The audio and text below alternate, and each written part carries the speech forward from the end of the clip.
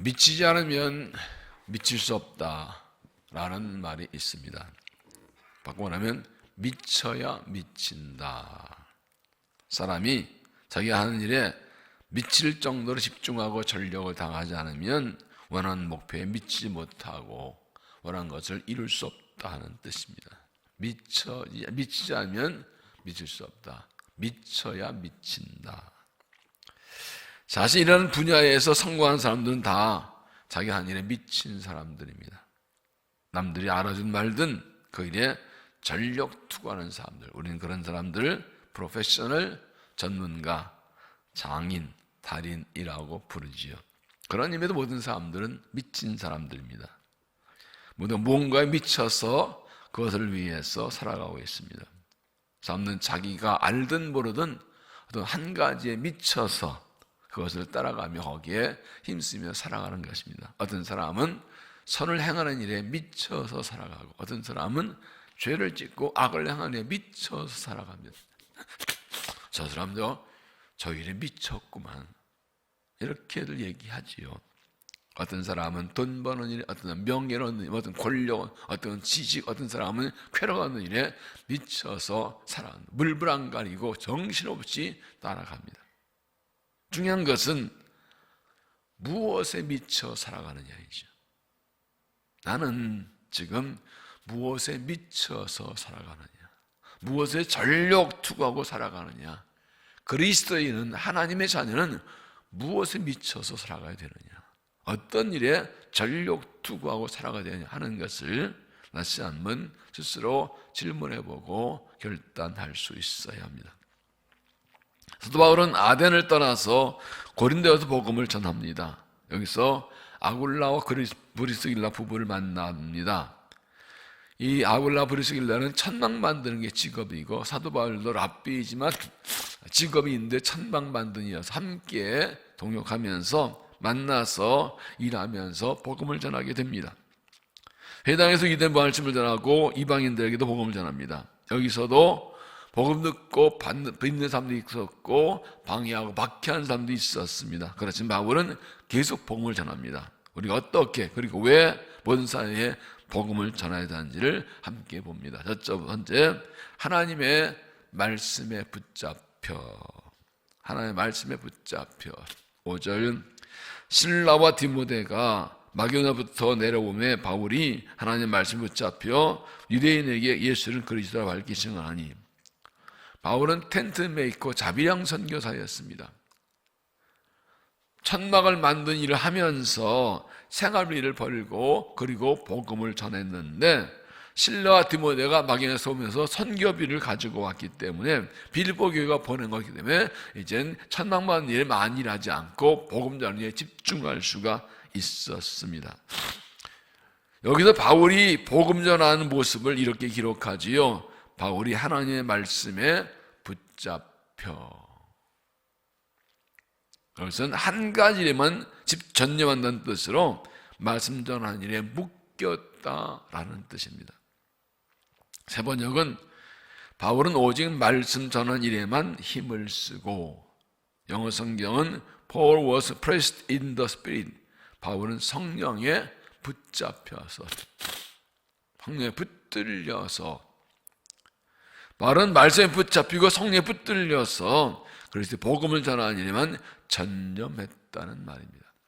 복음을 전하는 것은 내가 하는 것이 아니라 하나님께 붙잡혀서 성령에 붙잡혀서 말씀에 붙잡혀서 하는 것입니다.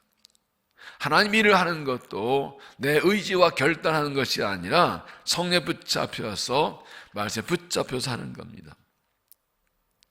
붙잡혀 하면 어떻게 됩니까? 그 일을 대충 할 수 없습니다. 전념하게 됩니다. 어떤 사람이 말씀에 붙잡히고 성령에 붙잡힌 사람이니까 자기의 주어진 일을 대충 하지 않고 전념하는 것입니다. 성령이 나를 끌고 가시고 말씀이 나를 끌고 가시는데 대충 할 수가 있나요? 전력 투구하지 않을 수 없지요. 하나님의 사람의 모습, 하나님 일꾼의 모습은 무엇입니까? 주신 일에 전념하는 것입니다. 성령에 나 붙들고 막 끌려가는 거예요. 성령에 꽉 끌어안고 달가는 것이 그냥 거기에 전력 투구하는 것입니다. 그걸 붙잡혀 하는 것이라. 잘못 볼 때, 저 사람은 성령에 붙들려서 주의를 하는 사람이야.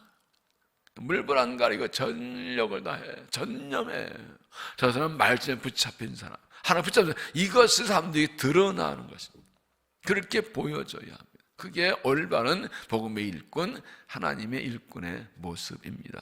고린도서 5장 13절에 우리가 만일 미쳤어도 주 하나님을 위한 것이요 정신 온전한 널 위한 것이니 그리스도의 사랑이 우리를 강권하신다. 바울은 사람들에게 미쳤다는 말을 들었습니다. 그런데 바울은 말합니다. 미쳤든 정신없든 나는 왜 그렇게 하냐? 그리스도의 사랑이 나를 강권하신다. 바울이 예루살렘 올라갔다가 잡히고 로마 황제 상소에서 가이사야에 가서 갇혀 있을 때 베리스도 총독이 와서 그의 말을 듣습니다. 한참 들어 설교하니까 베리스도 총독이 너 미쳤다, 공부 많이 해서 머리가 돌았다 그랬어요. 그러자 바울이 말하면 나는 미친 게 아니라 정신 온전한데 여기 있는 사람들이 내가 이렇게 묶인 것 말고는 다 나처럼 되기 원합니다. 다 예수에 미치기 원합니다. 그리스도의 사랑이 우리를 강권하신도다. 세 번역은 그리스도의 사랑이 우리를 휘어잡습니다. 공동번역은 그것은 그리스도의 사랑이 우리를 끝으로 강하게 됩니다. 십자가의 사랑을 경험했다고. 나 같은 죄인이 멸망다 주하는데 그 십자가의 은혜를 구원받아 그 사랑이 너무 크고 감격해서 미친 듯이 주를 위해 살지 않을 수 없다고. 바울은 사람들에게 미쳤다는 소리를 들을 정도로 복음에 전념했죠. 결혼도 하지 않고 자기의 장래를 다 포기하고 보장비를 다 포기하고 오직 복음에 전념했습니다. 그것은 그리스도의 사랑에 붙잡혔기 때문이라고. 그리스도의 사랑이 나를 강권한다고. 나로 주님의 일을 하지 않을 수 없도록 복음 전할 수 있도록 나를 밀어붙이는 그 원동력이 무엇입니까? 이유가 무엇입니까? 무엇에 붙잡혀 삽니까? 난 무엇에 전념하고 살아가고 있습니까? 신앙은 우선순위의 말씀을 계속 드렸는데 내게 가장 중요한 일, 가장 먼저, 가장 열심히, 가장 잘해야 할 일이 뭐라고 생각하고 어떤 일에 전념하고 있습니까? 그게 내 영적 상태, 내 신앙 상태, 내 인격이죠. 하나님의 자녀로 그리스도인으로 무엇에 붙잡혀 살고 있습니까?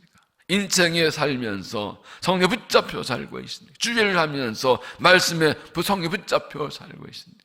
하나님 보실 때 나는 무엇에 붙잡혀 살고 있고 어디에 붙잡혀 살아야 될까요?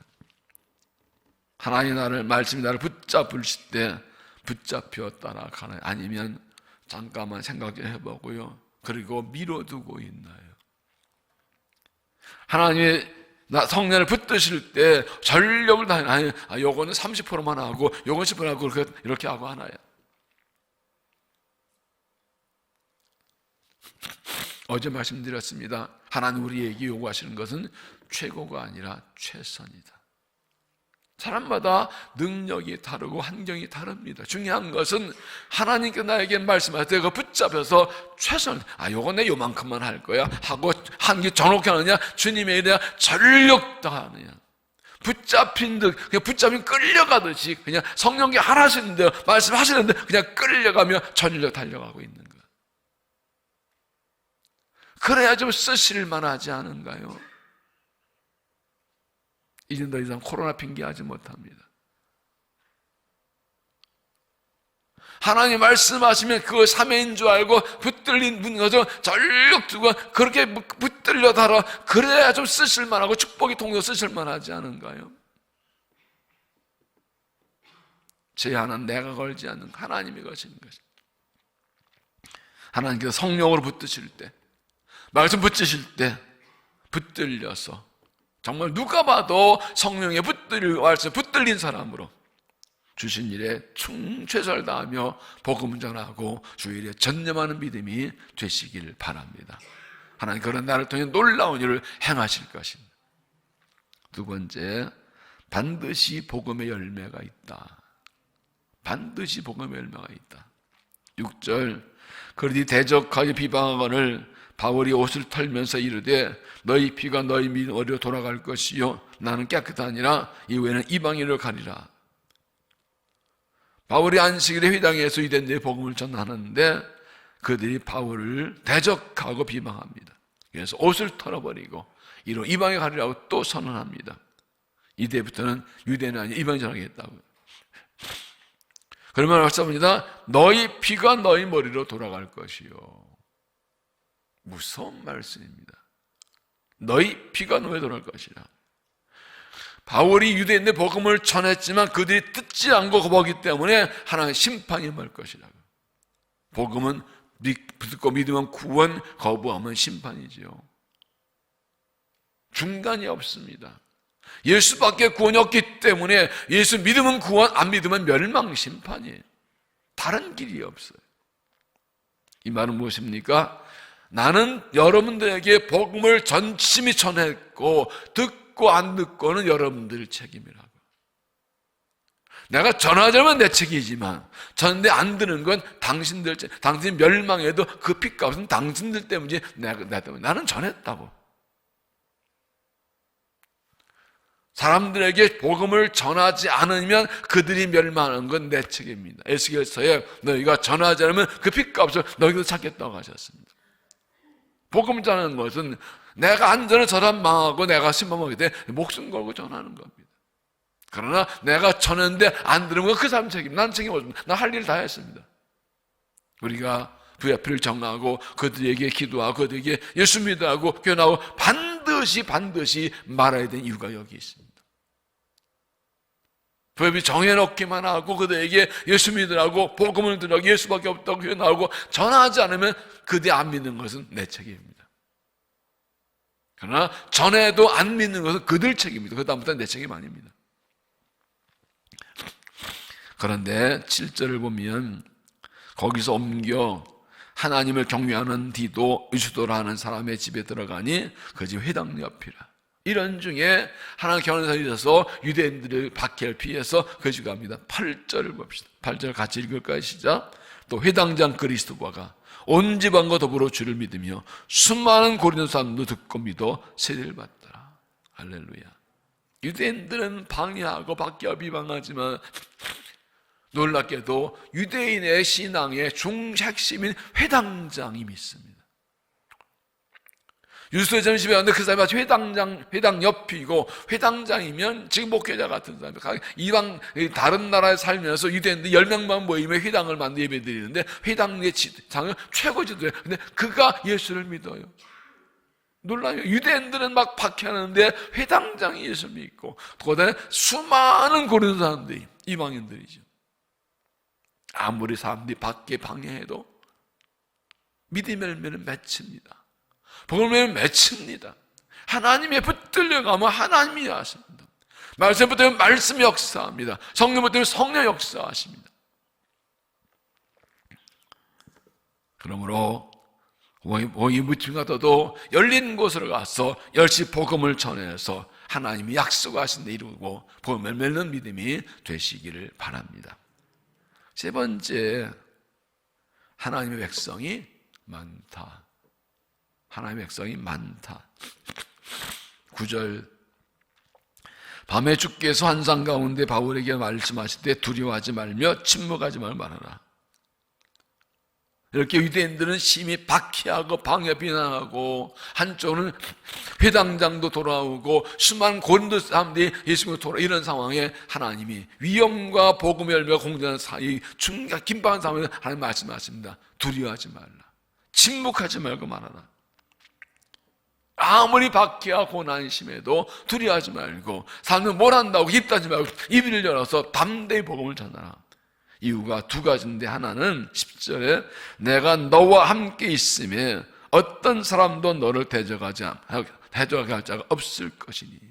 세 번째는 내가 너와 함께 있으니 아무도 너에게 손을 대어 해하지 못할 것이다. 그렇습니다. 하나님의 사람은 하나님이 지키십니다. 주의 일꾼은 주가 지키십니다. 세상에 다 달려들더라도 내가 너를 지킨다. 내가 내 일꾼 내 백성이 아람들도 너를 결코 하지 못할 것을 내가 지켜줄 것이다. 하나님의 백성 하나님이 지키십니다. 세상이 아무리 하나님 사람들을 괴롭히고 공격받게 해도 하나님의 사람들은 그 사명 다할 때까지. 왜 이렇게 지키십니까? 복음 전해야 되니까. 요한의 설례는 말했습니다. 나는 사명이 다할 때까지 결코 망하지 않는다. 세계는 나의 교구다. 내게는 복음 전의 사명이 있으면 이 사명 다할 때는 결코 나는 망하지 않을 것이라 확신 가지고, 그 당시에도 많은 박해가 있었지만 그는 여전히 말을 타고 다니면서 복음을 전합니다. 이건 내 사명이라. 하나님 이 사명 다할 때까지 나를 지켜줄 줄 믿습니다. 이 사도행 27장에도 바울이 로마로 가는 배가 풍랑 만나 다 죽게 되었을 때 하나님께서 바울의 말씀입니다. 내가 로마에 가서 가사에 서야 하리라. 바울이 로마의 복음전 사명이기 때문에 하나님께서 바울 때문에 그 배를 곧 구원하시고 270명 곧 구원하셨다고.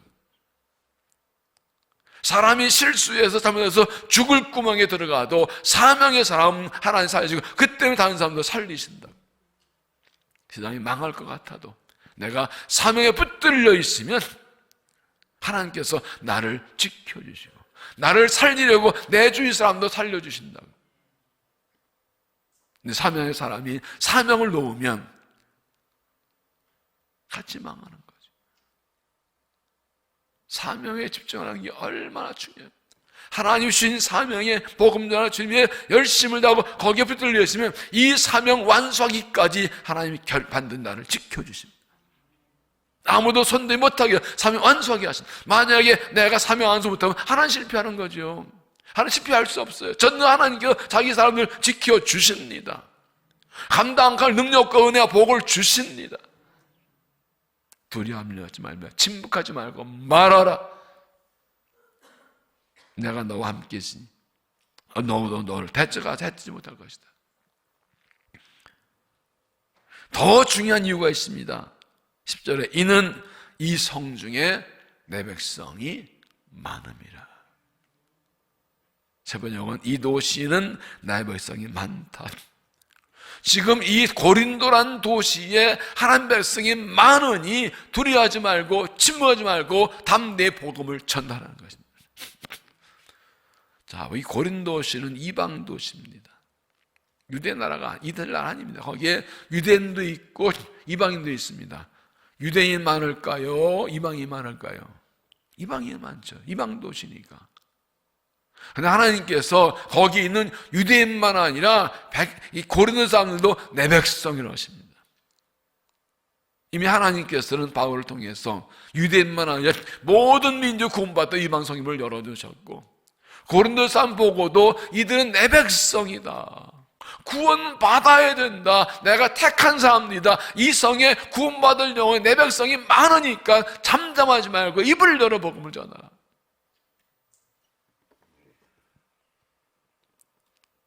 그런데 하나님 백성 많기 때문에 바울이 복음을 전하면 하나님께 그들을 구원하시겠다는 것입니다. 여러분, 우리가 사는 곳에 하나님 백성이 많습니다. 구원받을 사람이 많습니다. 지금 우리나라 기독교 인구를 많이 잡아서 17%, 20% 안 됩니다. 그러면 80% 이상이 아직 예수 안 믿습니다. 하나님 택한 백성 많습니다. 하나님께서 내가 만나는 사람 중에, 내가 아는 사람 중에 하나님 백성이 많습니다. 그들 다 하나님 백성 되기 원하십니다.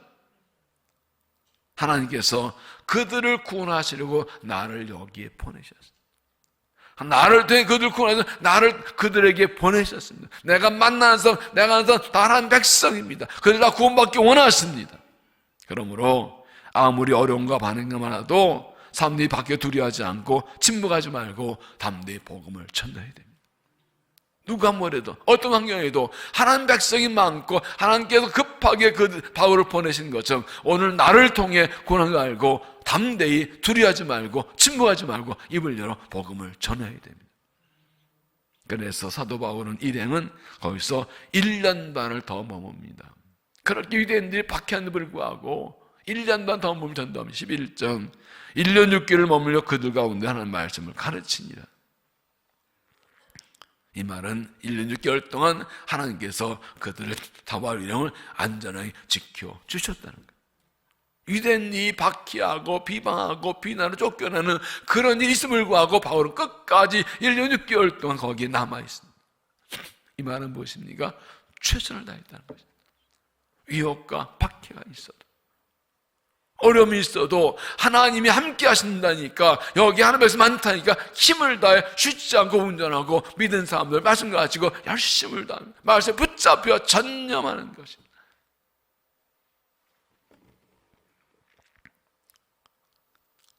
이 성에 내 백성이 많다는 말씀은 다른 말로 하나님의 눈으로, 하나님의 시각으로 사람들을 보라는 것입니다. 저 사람도 하나님 백성이지, 저 사람도 구원받을 사람이지, 저 사람도 내가 전도할 사람이지. 이 사람은 말고, 그건 내 권한 아닙니다. 내가만 모든 사람 백성임을 알고 복음을 전해야 합니다. 어떤 일이 있어도 집 나간 아들이 돌아오고 있는 아버지 하나님의 마음으로 침묵하지 말고 두려워하지 않고 담대히 복음을 전하시기를 바랍니다. 하나님의 말씀에 붙잡혀 일하십시오. 성령께 붙잡혀서 주신 사명에 최선을 다하십시오. 반드시 복음의 열매가 있습니다. 아무리 반대 방향이 있어도 구원한 백성은 구원하십니다. 어제 말씀드린 대로 영생으로 작성되는 다 나오고 다 믿게 되어 있습니다. 하나님 백성이 많이 있습니다. 내가 만나는 사람 중에 내가 있는 곳에 한 명씩 많이 있다는 걸 알고 복음을 전하십시오. 하나님께서 나를 여기에 보내신 목적이 있습니다. 하나님께서 나에게 사명을 주신 목적이 있습니다. 하나님께서 나를, 그들을 만나기 위한 목적이 있습니다. 내가 작정 VIP 생각나게 하신 목적이 있습니다. 그들 한 백성이기 때문에 돌아오게 하시는 것입니다. 바울처럼 말씀에 붙잡혀서, 성령에 붙잡혀서 주신 자매에 충성해서 잃어버린 영혼 구원하고 하나님의 백성 돌아오게 하고 주의 나라를 쓰임받고 칭찬받는 일꾼들 되시기를 주의 이름으로 축원합니다. 기도하겠습니다.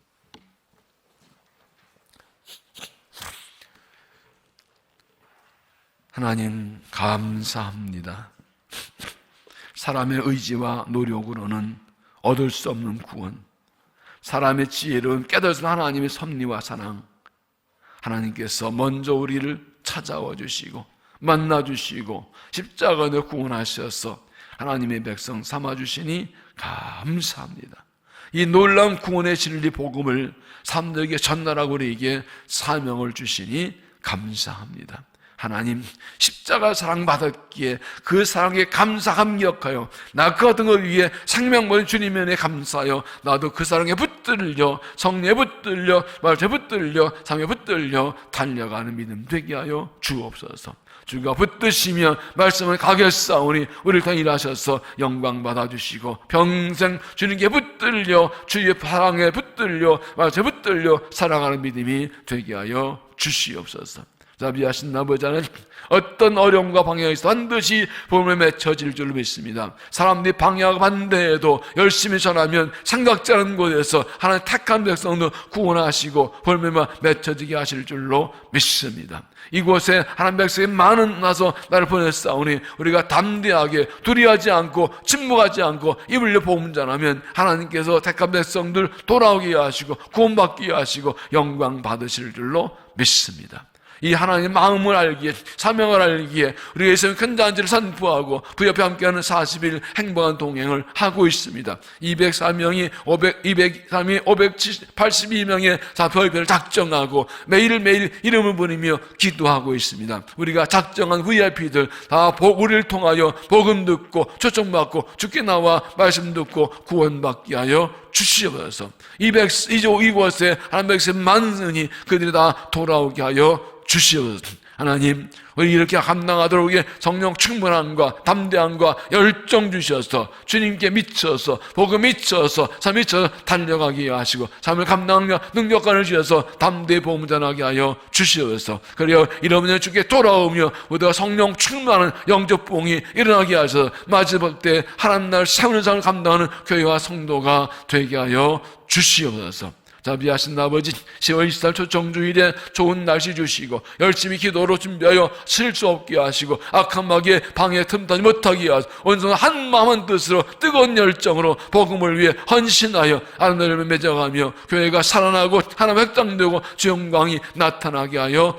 주시옵소서. 온 마음으로 복음을 위해 사명을 위해 헌신하는 모든 성도들에게 필요한 능력과 복을 더하여서 마음껏 사명한다도 은혜를 더하여 주시옵소서. 신년의 부흥담 인천 작전기를 응답하여 주시옵소서. 영적 부흥이 일어나게 하시고 뜨거운 가슴으로 분리되 일어나 주를 위해 충성하게 하여 주옵소서. 그래서 감당할 새 믿음과 새 마음과 사용 주시고 우리의 모든 기도 응답하여 주 영광을 보게 하시고 삶의 불을 최후의 삶을 감당케 하시고 주 영광이 우리를 통해 놀랍게 나타나게 하여 주시옵소서. 가정에서 자녀를 주신 비전을 떠 나아가면 가정에서는 부모와 부모가 영적 교사가 되고 교사는 영적 부모가 되어서 우리가 다음 세대에게 신앙을 전수해 믿음의 대대 이어져가는 다음 세대가 살아나는 교회가 되게 하시고 더 큰 부흥이 일어나게 하여 주시옵소서. 가정 예배를 드리는 가정이 되게 하시고 가정 위에 놀라운 은혜를 받고 복을 받고 가정이 쓰임받는 귀한 삶이 되도록 축복하여 주시옵소서. 특별히